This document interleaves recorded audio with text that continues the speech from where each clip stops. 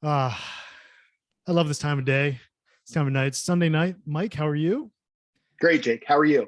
I'm outstanding. I'm feeling outstanding tonight. That's my new word. I'm not great. I'm outstanding.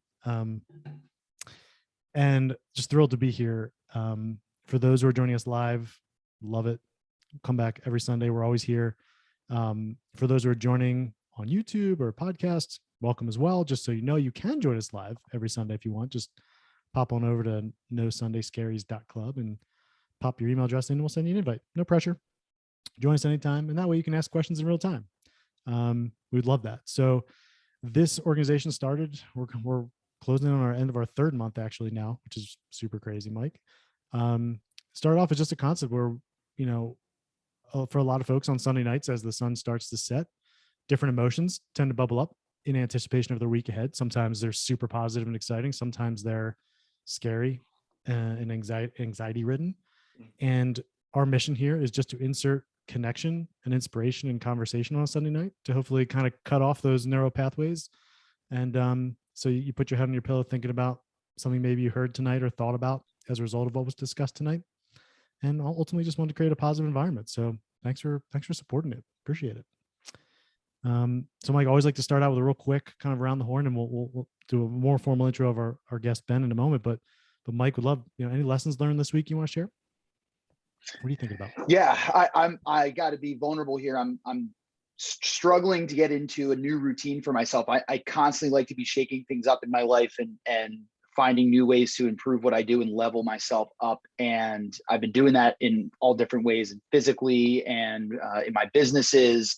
And I realized that my daily routine just wasn't meeting the level of production or productivity that I was trying to put out into the world. So I really spent the last week doing a lot of journaling, took the day off on Friday, just kind of looking at all aspects of what I do day to day, just to make sure that I'm saying yes to the right things, saying no to the right things. I actually called up a few people that I had said yes to over the last 30 to 60 days and called them up and politely said no, because I just needed to make sure that my priorities were in line and that my routine was really pushing my priorities in the direction that I wanted them to go in, to get to where I want to be over the next year, 2 years, 3 years. So, my lesson of the week is just keep continuing to do inventory on where you're going and how deliberately, your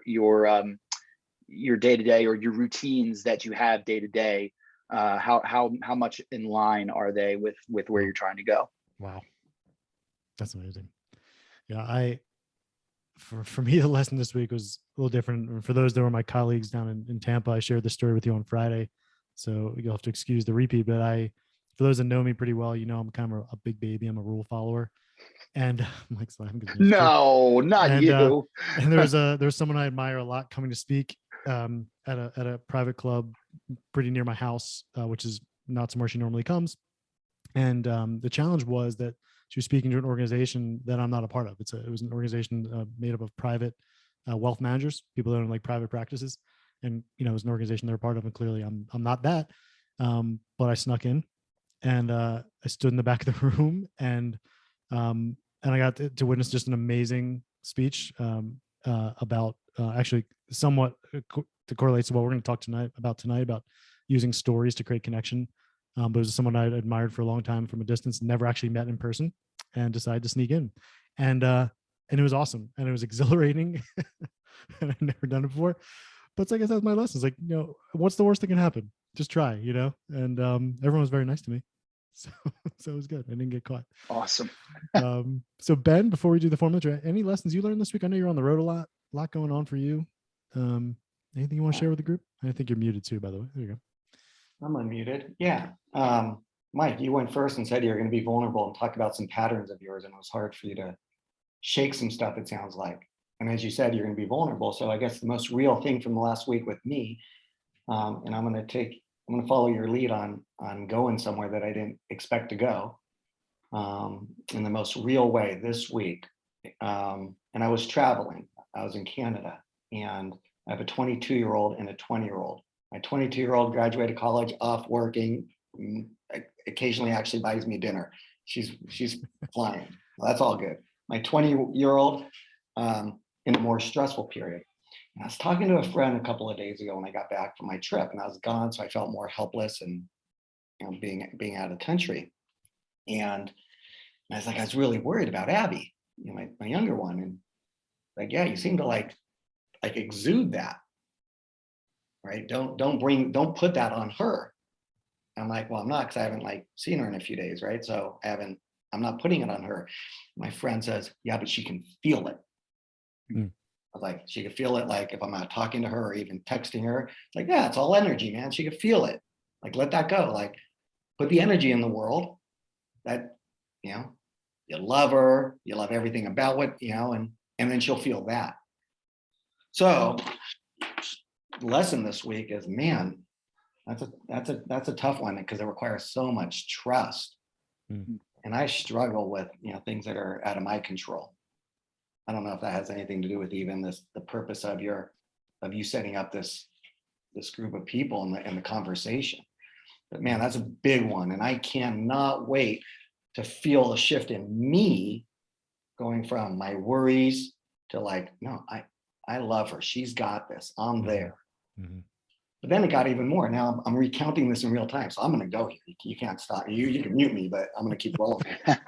So what it was a lot of my work, and this, Jake, is, people can put up to like, I'm, woo woo out there, big stuff, soft stuff you can't put into a spreadsheet, right? And, I try to bring that love into corporate America, but I'm not like that woo woo guy. Like, I still need to see and know and feel the concrete something before I believe. But the coaching I got was, if someone's energy, like little Abby's energy, is here, her vibration, her state is here. Like, if I'm worrying, because she's going through a stressful period with school and what she's going to do, and dealing with her mom and her dad and friends and all that. Well, she doesn't need me to come down and be all frantic and frenetic with her. Like, I'm up here, and if my vibration's here, as her dad, I can bring her up to me. And it was such a reminder for me. So that was my lesson for the week. Wow. Thanks for sharing. Yeah. This is a really special evening for me. And we were remarking, for those that maybe caught this, who are on a little early on the live Zoom. I've met Ben for a total of 36 hours for the 41 years I've been on the planet. And yet those 36 hours, it sounds cliche, it literally changed my life. And I reference him and his studies in his book. I'm holding up right now, What Great Salespeople Do. Available on Amazon. I reference it probably more than anything. Some of the biggest ahas I had in my life were at when I was in his classroom. I was fortunate. We crossed paths. I was working for a company called Salesforce.com, and they were doing a pilot program at the time. At least that's how they presented it to me anyway, where they were studying the quote unquote kind of traditional sales approach that you could kind of read out of any sales book out there, versus a methodology where we just became vulnerable and shared stories about ourselves with our prospects. And they were going to compare the differences in our career trajectories from that moment forward. At about hour 24 into the program, there are people sharing things in the room that they've never shared with anyone on the planet. And I had a lot of ahas about how our brains are wired. And so, Ben, we're thrilled you're here. So you're co-founder of Story Leaders, which is the formal name of the company, and co-author of What Great Salespeople Do. How did this all start? You know how everybody always talks about our careers, and at least for sales, we've always talked about this being a unique blend of art and science. Right? Science being in anybody's job. So it's not just about sales, but the process, the transactions, the information we're trying to master, all these hard things, right? How to put something into a spreadsheet, the check boxes, Yep. Our expertise, our IQ, right? And the art being our interpersonal, our intrapersonal, how we develop relationships, our meaning, how we look at ourselves, the expression of who we are, right? The EQ, right? And I spent I probably the first 20 years of my career just pledging allegiance to everything on this side, the process, the deals, the transactions, and was getting by and getting by. And, I don't know, about a dozen years ago, I took account of, the kind of life I wanted to live, and it didn't feel really good to me. I'll map this back into something I was thinking about today in preparation for joining your club, about stress and Sunday night anxiety and scaries. Thought about it. And by the way, I'm going to digress here for a second and say, I was talking to a friend a couple hours ago, and she was like, "Well, what are you doing tonight?" I was like, "Well, I'm going to join a group of people. It's going to be like a podcast." And I just said it like that. I go, "I'm stressed." She goes, "What's it about?" I said, "It's Sunday night stress. Sunday night stress." I go, "Damn, I'm stressed right now." Sorry. Jake, we're doing the wrong. We're going the opposite direction sorry here. Right. But here's the thing, and I thought about that, and I know for me, stress, is about stressors in our life, and there's acute stress that we respond to stressors, and whether we're at the top of a mountain ready to ski down a hill, we get stress, right? Mm-hmm. It's a feeling of tension. It could be frustration, tension, right? It's a physical or emotional manifestation, right? And it could be before a talk. Slam on our brakes when we're driving, right? Yep. That's acute stuff. Our bodies are supposed to do that. So I'm cool with that, because I thought about, look, I'm going to get to know y'all, or be with a group, and I still have my moments of what are people going to think of me, and creates that acute little body reaction. And then there's the chronic stuff, the stuff that after the stressor goes away, we're still stressed. That's like anxiety. That's the chronic stuff.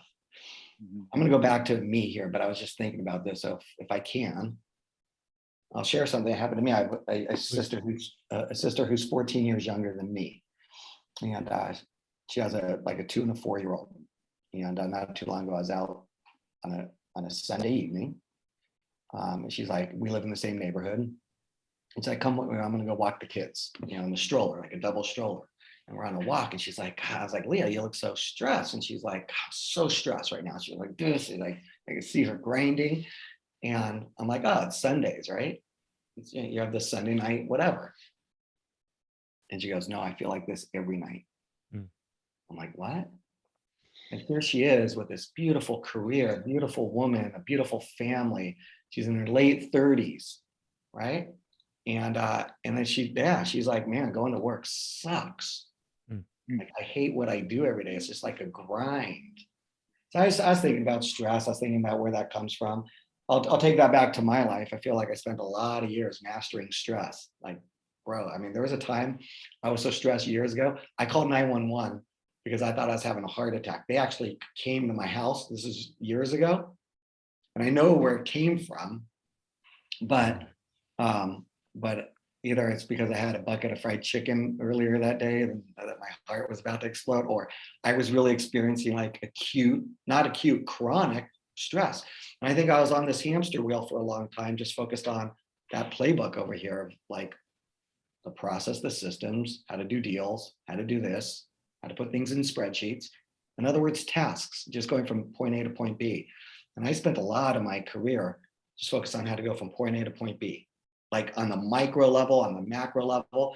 And I started to see people that they were doing something over here that was so different. They really knew who they were. They really were able to express who they are, get people to tap into something bigger than themselves, really foster meaning, connection, purpose. That's the art side.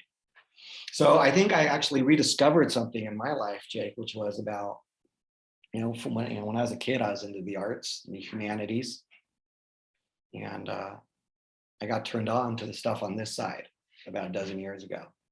And it led to this like domino effect to try to understand what it would be like to live like in this zone. You get me? I don't know if you can see me right now, but live in this zone versus this zone. This is the good stuff, man. This is how we have meaning and purpose and relationships. And it's like you and I met years ago for 36 hours. And yet I feel like if I saw you in 10 years, you would take the shit off your back for me. I feel like you would do that.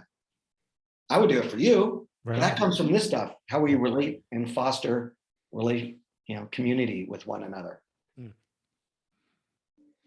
Ben, what do you say to your sister? I think a lot of people can relate to your sister. So what do you say to her when she comes forward with that? Boy, man, I have to really think about that. I know that evening, I was there to just listen.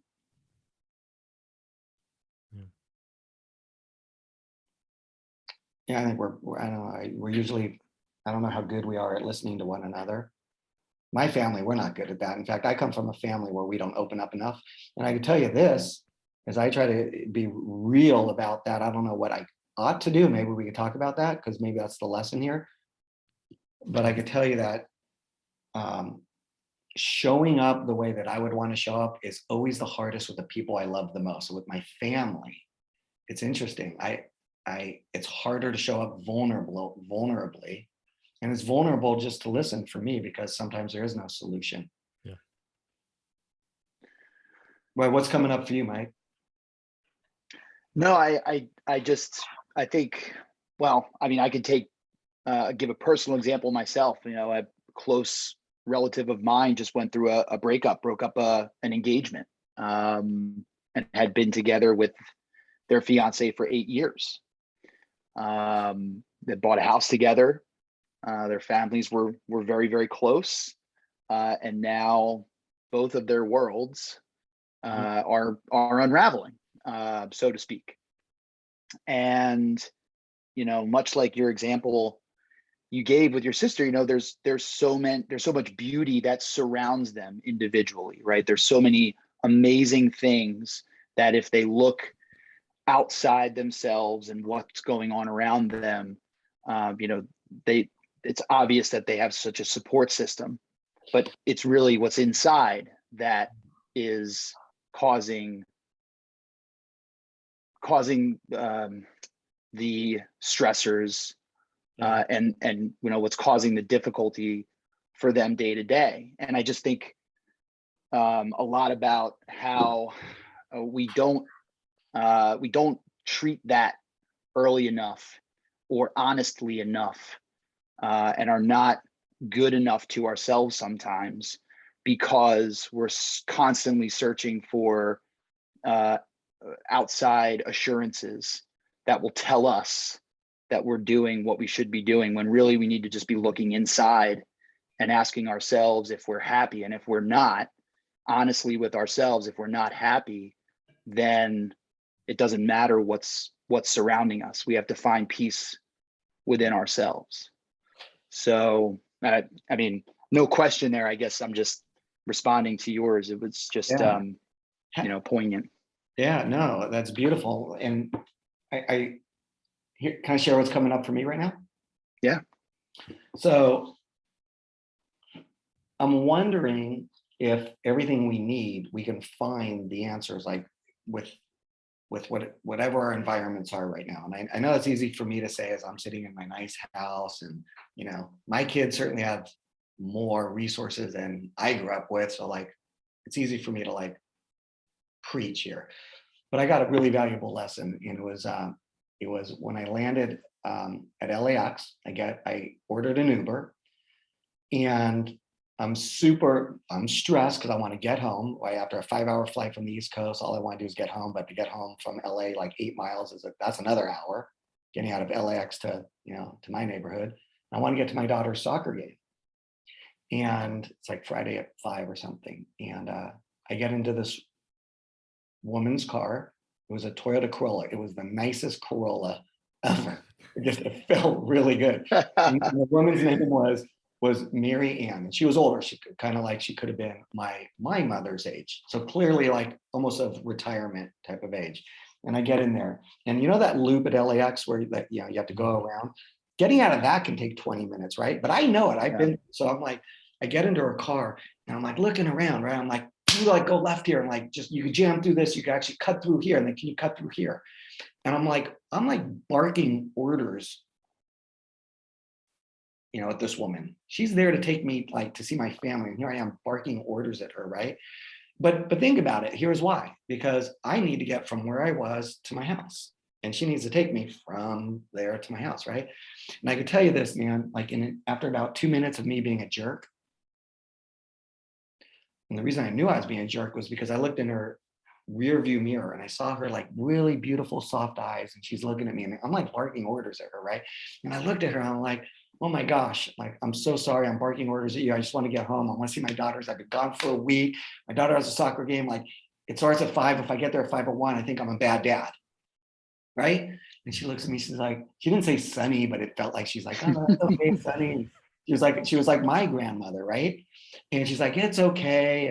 And then in an instant, I kind of like, my shoulders that were tense, that's kind of like dropped, and we start talking, right? We get out of LAX, we get on the 405, and we're talking, and I'm sharing with her, and I don't remember what we were talking about, but I don't know, maybe 20, maybe 30 minutes into the drive, I'm like, how long have you been driving for Uber?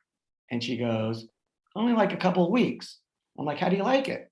And she goes like this, okay? She literally says, she goes, well, first, I hate sitting.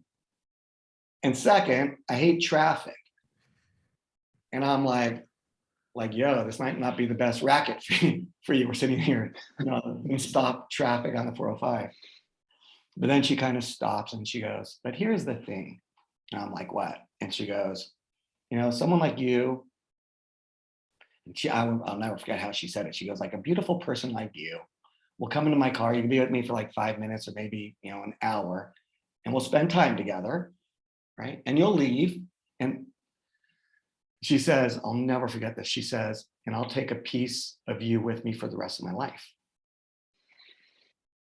And like in that moment, like the world like stopped in every way.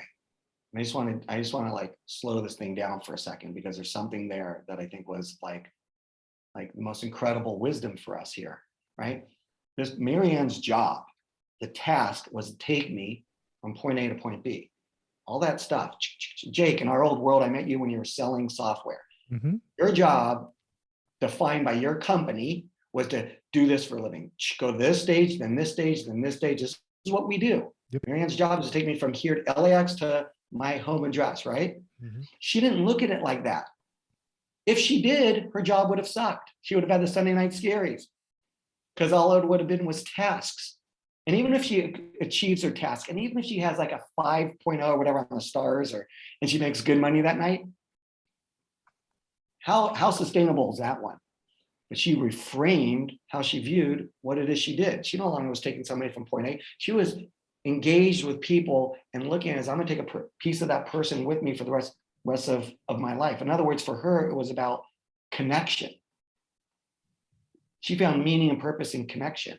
And I remember getting out of that car. Like, I get home and like, it's in front of this like soccer field, so my kids could see me. I probably wanted to honk. So like, Dad's here, everybody stop what they're doing.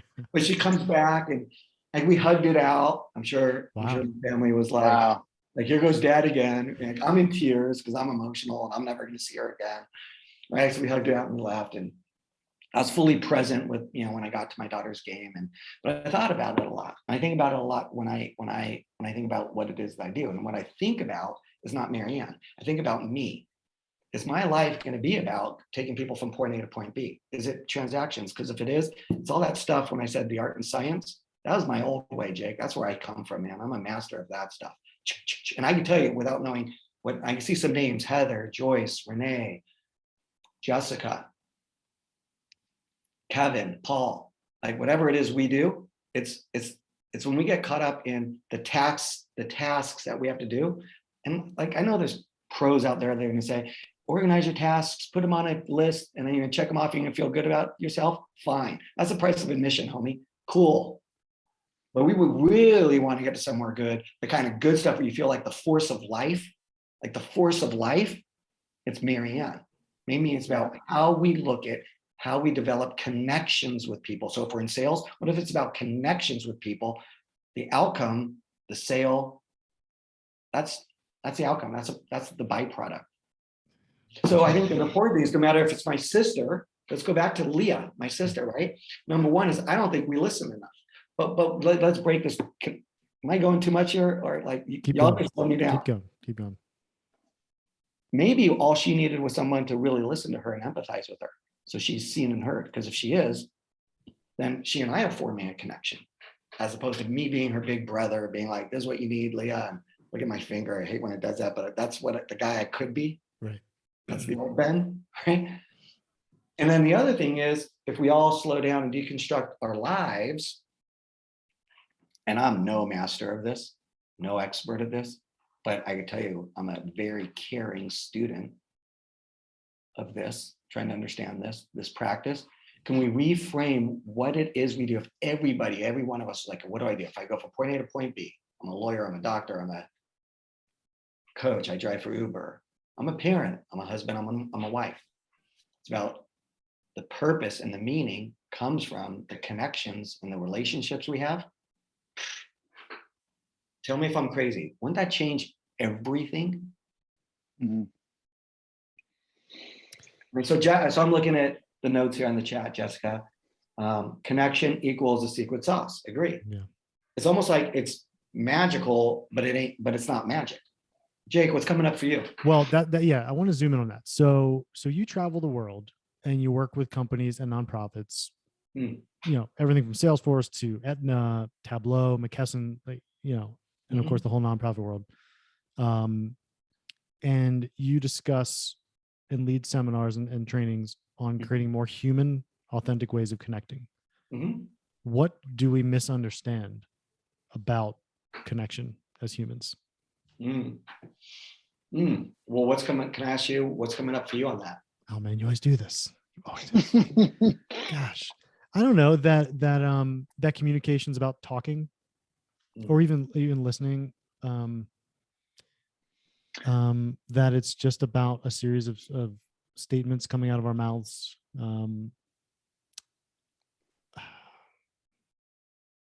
That more words equal more communication. That's probably one that I suffer from. Mike, go ahead. Awareness. Communication for me is awareness. You know, it's if I'm acutely aware of what the person or people that are trying to communicate with me need, and vice versa, then I think whether it's words or body language or music, whatever it is, gifts, right? I can communicate effectively if I am aware of the needs of others, or just where I am at any given moment. Yeah. You know how you showed I'm with you. And what kind of words, I guess, because I know people who do a lot of this. And like, there's someone in my family that if I'm sitting next to him at the Thanksgiving table, I'm like, oh man, how do I get out of this seat? Because he's just going, he's just like, so analytical, and it's always right. That means I'm always wrong. And I actually have the floor, so I can actually talk too, but it just doesn't feel that good. So I'm wondering what kind of words. Well, you know, Jake, I'm sure I told you this. I don't love my book. The title of it's inaccurate. It was an accidental title. What Great Salespeople Do. For me, it was trying to understand. It was a project to try to understand what great people did. It's funny you say that, because every time I recommend it, I actually immediately after saying the title say, but it's not about what you think it is. Yeah. So it's interesting you said. I was actually going to say about 30 seconds ago too. So it's interesting. Yeah. So I'm embarrassed of it. I feel like a little bit of embarrassment. I'd love to take a red marker and cross the word sales out and what great people do. And like, by no means do I feel like I have the moral authority to say I know what it is that great people do. But in my world, it was an expose on the people that I really admire, the kind of people that were putting their handprints on the world. And actually, they weren't salespeople, but they were selling better than any of the salespeople. Right. People who are making a difference in the world, right? And if you know this in the book, I was like, how would I open up? What would be something that really embodies what this project that I was trying to understand, what it's about? And there was this guy who was a mentor of mine, John Scanlon. He was the CEO of this company that I worked for years ago. And I tell the story about how he was such an influential guy. And in all his interactions, it was like he would sprinkle fairy dust. Like, he was the last guy to talk. He was always like this laser. You started this conversation off, Mike, with vulnerability. He would like open himself up, whether it was good, bad, or ugly, but it was what it was. And he knew who he was. And I just remember, like, I felt good about myself. This goes back to my lesson with Abby, my daughter. If I feel good about myself, Abby's going to come along with me, right? I felt like that with John. And I tell a story how I was on a sales call with John. And I'm going through like the checklist. like, here's the agenda. Here are my questions. Like, and John was sitting there. I have a CIO I was trying to sell to, and the CIO is literally in a meeting, right? On a chair, like I'm on now with like wheels on the bottom. He's like doing this. He's like trying to get out of there, right? And he's like down to one-word answers. And John literally is sitting like this in the most benevolent way, just like this. And I always remember that. And he's sitting there, and all of a sudden it's kind of whatever. It's hot. It's just, it's a horrible meeting. And John goes, "Hey guys, can I share with you why we do what we do, like what we stand for?" And the CIO, who's looking at me like this, looks over kind of, right? And John starts to share, this experience that he had at a prior company where he made mistakes and he learned some valuable lessons. And he started to open up, and everything in the room changed. And then this guy, this once guarded CIO, started to open up in return. Nobody was peppering each other with questions, and he opened up more. And they just kind of like climbed this ladder together. And when I look back at and try to understand how this meeting went from my way, John changed it in every way. Best thing I've ever witnessed, right? This like ballet dance together. What they were sharing was they're sharing parts of their lives, but their inside lives and their experiences. And when I think about stories and the power of story, like why is it that we should still tell stories? I think we have it wrong when we say that we should tell stories to sell more, to convince more, to do X. Right. John was just this really authentic guy who understood the human struggle, and his interactions were just different and it gave other people like the CIO permission to be human in return. And he had this great form of leadership of opening himself up first, and then giving people the platform and the permission to open up and be human. And conversations look like this. And it's hard for me to squeeze the enormity of that into words right now. But I think to sum up, I think to come back to how do we form connections? I think it's the authenticity of what's inside of us and our feelings, our affects, and our emotions. And we do not foster a culture of sharing our emotions, our feelings, and our vulnerabilities. And we could do that through our stories. How does that land on you? It's what I found to be true. And I love the mirroring effect of when I share something that someone will share back. And then you just can't stop it at that point. It's just you're in. Yeah. It feels great. I see Mike, you're like this. Yeah. What have you found, Ben, to be some of the common traits, commonalities, similarities in the great storytellers, great leaders like you've worked with or worked for, like John Scanlon? Well, I can tell you something that John taught me years later. So this was in my previous life, right? And I had a few experiences all combined in about the same year or two where I saw people like John. You know, when you see something for the first time, like a new car, and you see it, now your eyes open, you see it all the time. So when I witnessed this experience with John, I was like, now I can see it. I can see how people are. So like, I don't come from vulnerability. Like I get locked up, I get stressed because I don't come from that, right? One thing led to another, to another, to another. I took a sabbatical. I did some research. A lot of it was an accidental research project for me to try to be. So how can I be like John? I want some of that. Like, give me that, right? And I'm going to fast forward. I'm going to cut to, I over the course of 3 or 4 years, I formed story leaders through heavy research and immersion into this human experience and the human sciences, and try to synthesize that with people who I thought were just unbelievable, so we could deconstruct it. Like 3 or 4 years later, I called John because I tell the story of John in my book, and my publisher, Danya, was like, if you're telling stories about people, we need their permission. And I'm like, oh no. I was so nervous to get John's, like, I needed to get his blessing, right? Just to cover their rear end, right? So like 3 or 4 years gone by, I reached out to John. I was like, John, we haven't talked in a few years. I want to tell you what I'm up to. And believe it or not, I'm writing this book. Can I send you the manuscript? So, I'm telling a story about you in my book. And he's with his benevolence and grace. He was like, yeah, I can hear it, even though it was in the email. But we get on the phone. And he goes like this.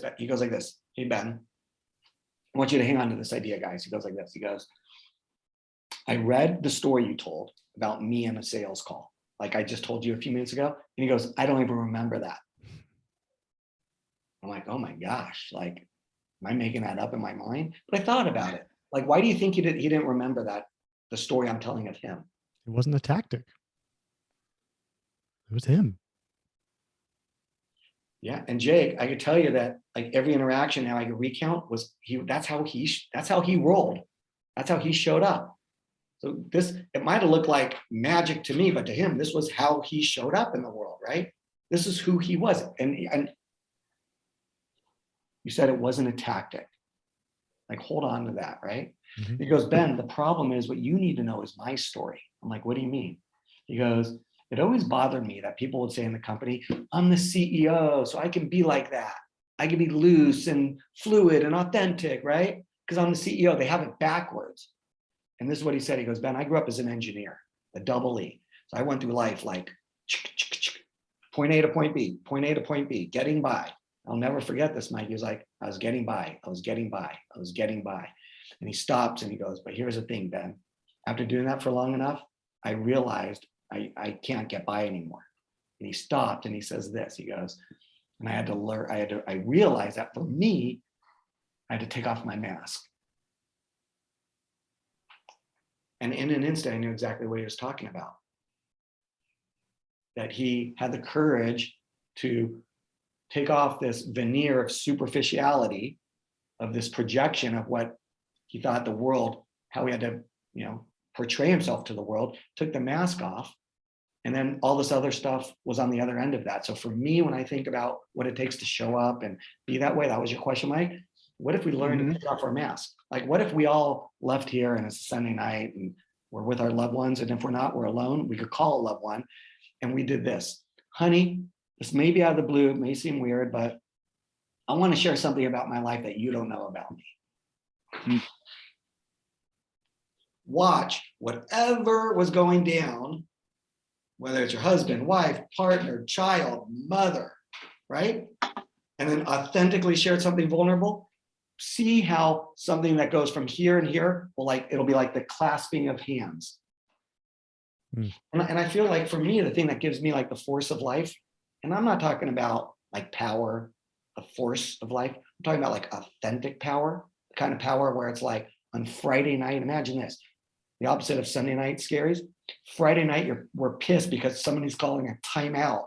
And I'm so into my life. Yeah. I want to go drink or party or, Yeah. And on Sunday night, it's not like I have to get away from my family either. It's like I'm fired up. I got to go do something dope tomorrow. Yeah. Because I'm going to go and be like Marianne. I'm going to take a piece of someone's life with me, go develop relationships. Right. Everything will fall into place. So for me, stories, if they're authentic, they're not a tool. It's about connection. So for those who are probably curious at this point, how story leaders, how it works, what do you do? Could they even attend a seminar? Tell us a little bit more about actually what you do and what an experience might be like for those who are curious, please. For the actual workshop? Yeah, for like a workshop or even if they think maybe they think it'd be great for their company to bring you in and have these conversations. What we're looking at. I mean, I get so I get so frustrated with the world because I feel like our corporate zones are all up into this zone, that it's so robotic and so inauthentic, and we're missing the point of what companies should be doing, right? And like, if I could help spread this platform, right, that focuses, instead of the transactions, focuses on human connection, what I've learned, everything falls into place. So if we work for companies and you want to talk to me about it, like I have unapologetically, hit me up. Go to Story Leaders, or my email is Ben at Story Leaders. I love talking about this, but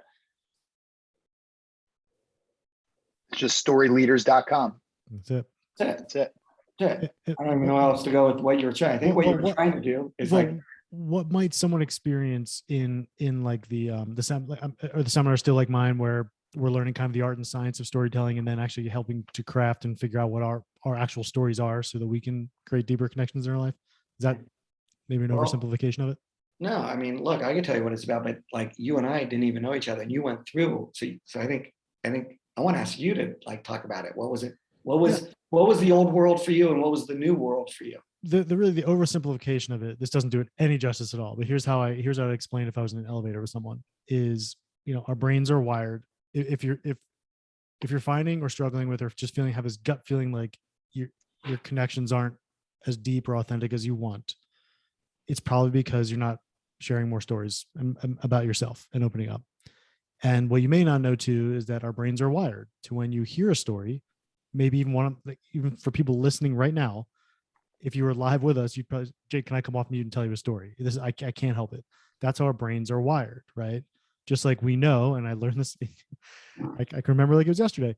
When I say the words to you, once upon a time, what do you know is coming next, right? Walt Disney nailed it. It's literally nailed into all of our brains. We now know something great is coming. Yeah. Just like when you just said 4 minutes ago, when you're calling a loved one and saying, do you mind if I tell you something about my life that you may not know? Like, oh my God, yeah, I'm putting down the dish rag. I'm gonna go sit in the other room where it's quiet. Yeah, I'm ready. Unload on me, right?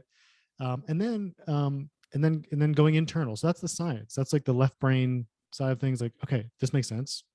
I can totally get that. Now we go to the right brain of like, what is my story? Mm-hmm. Or what stories have I been telling myself? What's the actual real story? That if I did open up and share something with Mike McNeil, someone who knows me really well tomorrow. In fact, Mike, I challenge you to this. We should do this on our call tomorrow. Mike and I have an accountability call. Yeah. Accountability call every Monday. We're gonna start sharing stuff that is behind the curtain that we don't know about each other. And that's where, like I said, hour 24, when it starts to get real. I remember the stories. And the other thing too. First of all, I remember all the stories from that group. I remember exactly what happened. This was almost 15 years ago. And, there's some things that probably happened 2 days ago I couldn't retell. Right. You walked us through the World War II example. Here's a bullet point list of everything that happened in World War II. Try to memorize as many of these things and write it down. I could remember 2 or 3 of them, right? Mm-hmm. Then you share a story of World War II. And guess what? We can remember it all. Mm-hmm. So from a tactical perspective, if you'd like to be a person that's memorable, having nothing to do with work, but maybe work do, like, you probably should start using stories, not bullet points. So that's my commercial for it. Yeah. That's what happened. How much time we got? I mean, I'm good.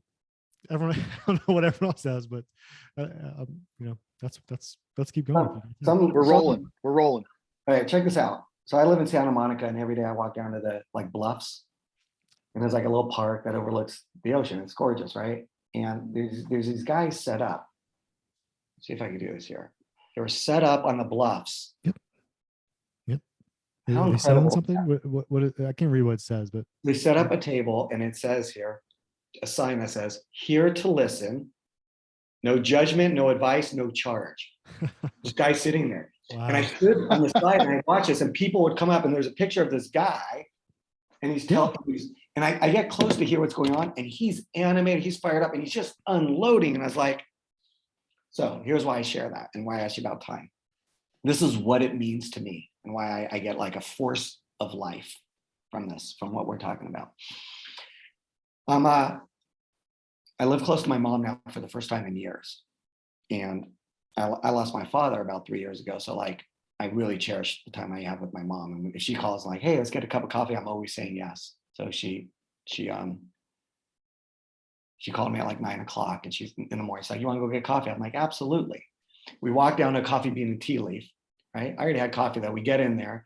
She waits and she's like, "Do you want something?" I was like, "No, I just came here to join you." She gets in line. I stand in the corner, and there's this guy who's kind of hunched over, and he's wearing a cap like you're wearing, Mike, but it's backwards. And on the front, it says vet. So I looked over at him, and I kind of thought, like, I'm in Santa Monica, there's a lot of homelessness. And he almost looked like he was really struggling, like he was unhoused. And my heart broke, but I was like, I looked at him and I go like, "Are you a veteran? Is it okay if I ask?" And he goes, "Yeah." And my mom's in line, and I'm like, and I sit down right next to him, and I go, "Can I ask you what you did, like in the service?" I didn't want to like say that trite, like, "Thank you for your service" or something, right? And he goes, "I diffused bombs." And he starts telling me about the most incredible, like the Hurt Locker, like crazy. He's doing it for like 25 years, in the Middle East and Afghanistan. Like, I'm like, what he's sharing is mind blowing. And I asked him, I was like, and he says his name's Christopher. I was like, "Christopher, can I ask how you got into that line of work?" And he goes, well, I have 3 degrees, one in psych, one civil engineering, and nuclear something. I mean, like, he's a rocket scientist. But in that moment, it was so heartbreaking because he pulls out his wallet and he grabs his veterans card. And he like shows it to me as if he like had to prove it to me, which was like heartbreaking. You get it? It's like, look, I'm not lying. Like, look, and like, just in that moment, I was just like, oh, like, I'm so moved at this point, right? He tells me that he's doing janitorial work now. Every, $5 every morning, he gets a muffin and a coffee there. He's there every morning at 9 o'clock or something. Then, a few minutes later, maybe 10 minutes later, my mom rolls up, little Lois. I'm like, hey, Mom, this is Christopher. And I was like, Christopher, this is my mom, Lois, and whatever. And then we leave and I start walking out, right? And like literally steps later, I stop and I'm like, I start crying. Right? And my mom, I'm 6 feet tall. My mom's 5 feet tall. So she's like, and she's like, what's wrong? And I go, I don't know. I'm just like crying. I'm doing this. And she's like, what was it about Christopher that makes you sad? And I go, Mom, I don't think it doesn't sound right. I don't think I'm sad. And then she goes, I guess like the wisdom of my mom, this just happened. She goes, well, there's something about Christopher that touched you. And I was like, yeah. And I started to like unpeel my body. And I thought about it. Like Christopher is just like a number to me. He was just a person. He was a stranger. And like I had like that authentic feeling by listening to his story that I felt better. And I was like, I'm like, it activated all my molecules. I felt something. I wasn't this logical, linear, left brain, right? It was a force of life. I can't express it. And then I was saying, this is why I love life. I get to listen to people's stories. And let me ask you this. Do you think Christopher's life was better by sharing his story with me? Yes. I can tell you he was here and his chest was out. Nice to meet you, Lois. Your son seems like an okay guy. So I think for me, stress, anxiety, insecurity, judgment, shame, jealousy. This is my wiring. That's where I come from, dude. I think for me, when I could enlist like authentic conversations, taking off the mask and sharing stories like Marianne or like John Scanlon or like that, helped me when I encounter any of these emotions, Sunday night blues, whatever. Yep.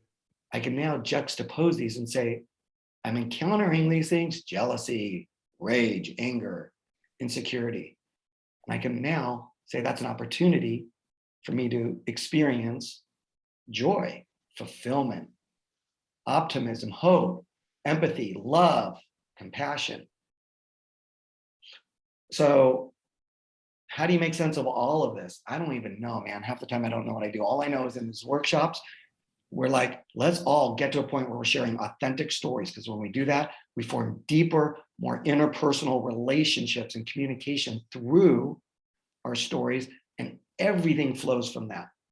Everything feels better. Those are the pieces that we leave with each other, right?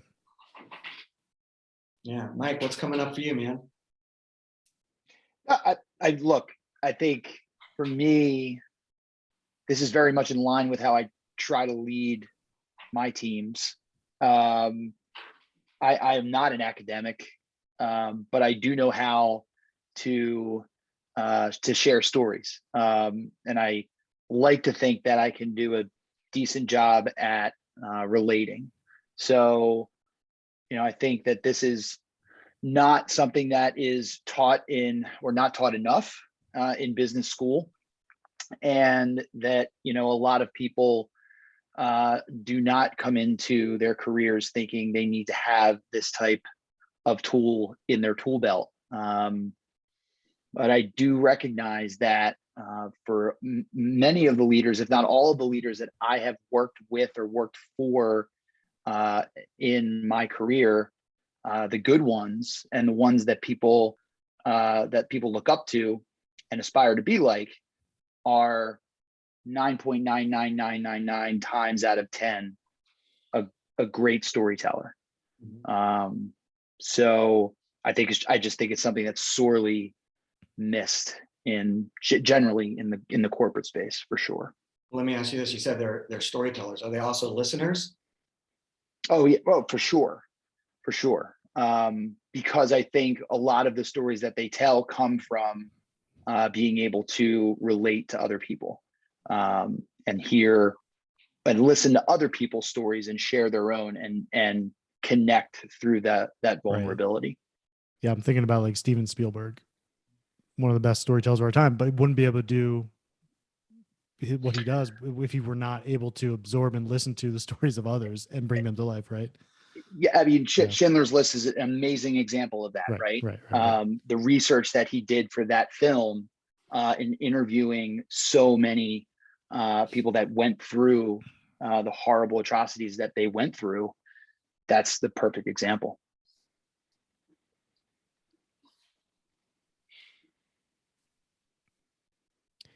I just paused when you said that, because I was thinking all the times in my life where I miss an opportunity to hear someone's story. I was doing a workshop, one of mine, and there's this guy in the workshop who was basically talking about how he was a white man, and he was talking about early in my workshop, we give people the permission to say whatever they want to say. He's like, I just got to let you all know, I'm not into this diversity and inclusion stuff.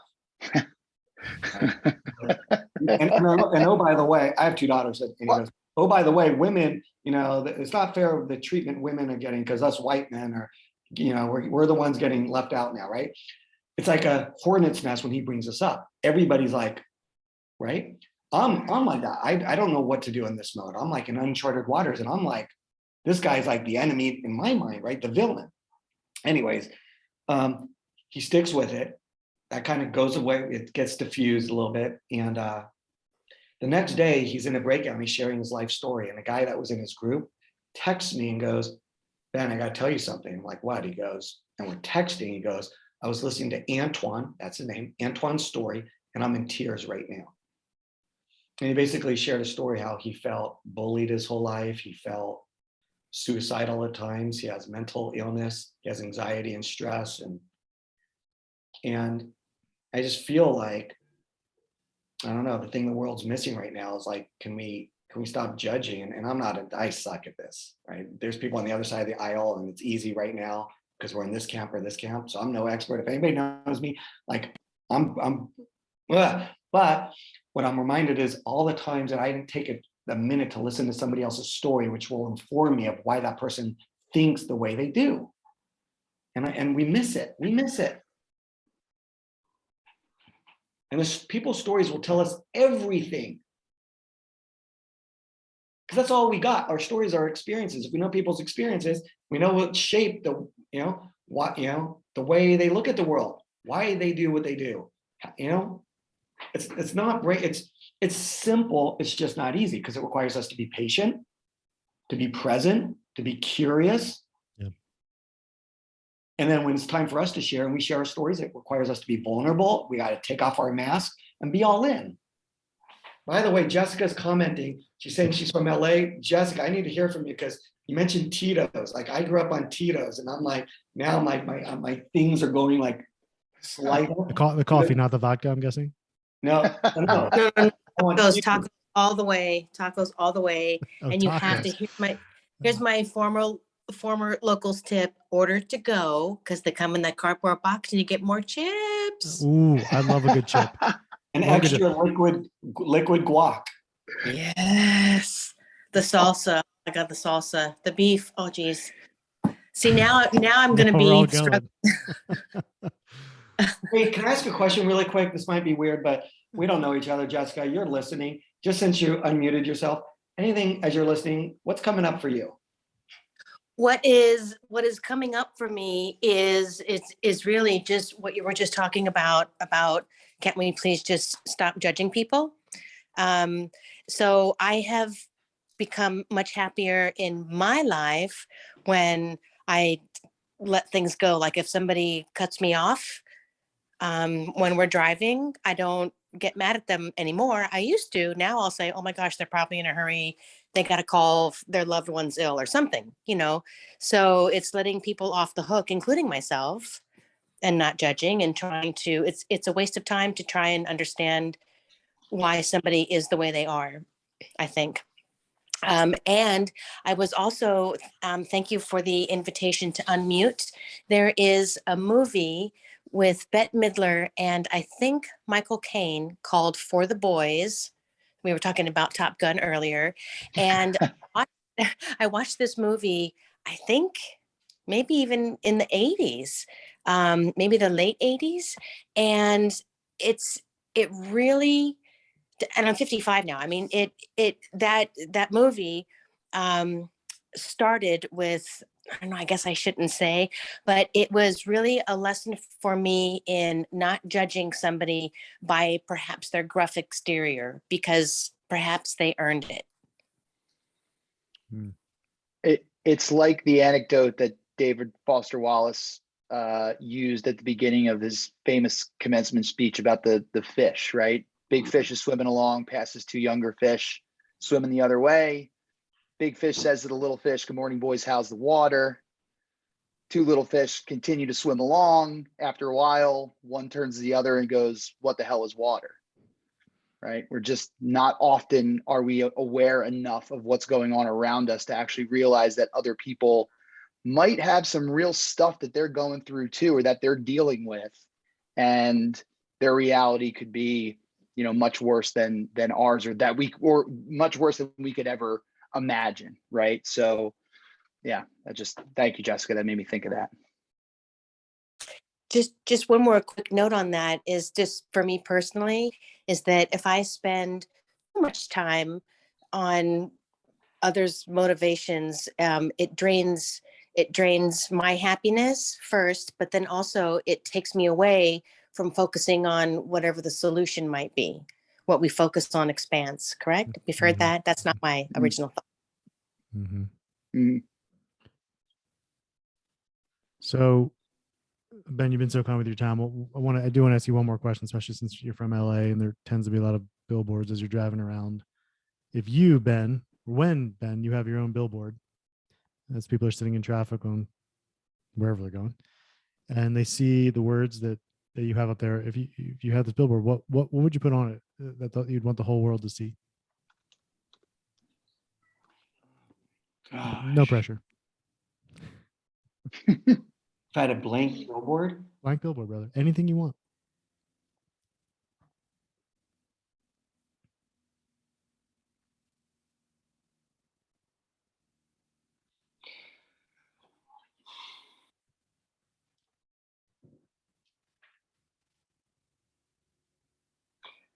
I was talking to somebody the other day about my work, and for whatever reason, I was struggling to communicate what it is I did, or it wasn't whatever, for whatever reason, it was kind of just going like this. And what flew out of my mouth was, I was like, companies are like the Tin Man. There's no heart.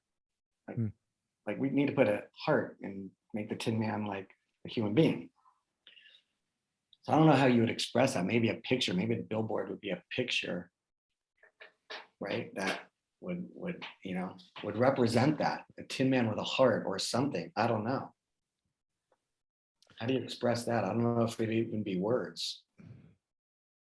It's a beautiful thought. Mm-hmm.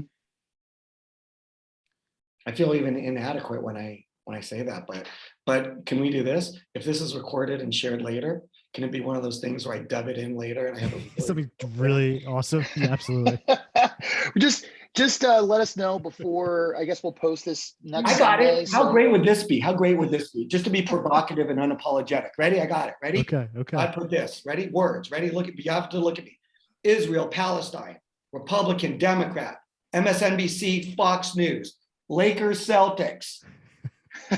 And I just show that, because all that means is like, that's the world we live in. Oh, that's good. And then there would be a billboard, something else on the other side, but like draw attention to it. You're like, yo, people, what are we doing? Wow. That'd be a dope. How great would that be if that was like a billboard? People would start thinking. I got no words. Absolutely. Yeah, that's the mic drop. That's great. Yeah. There's something there. There's like a t-shirt there for sure. Good Lord. And then at the bottom, it would say, do I get you? Yeah. do I get you?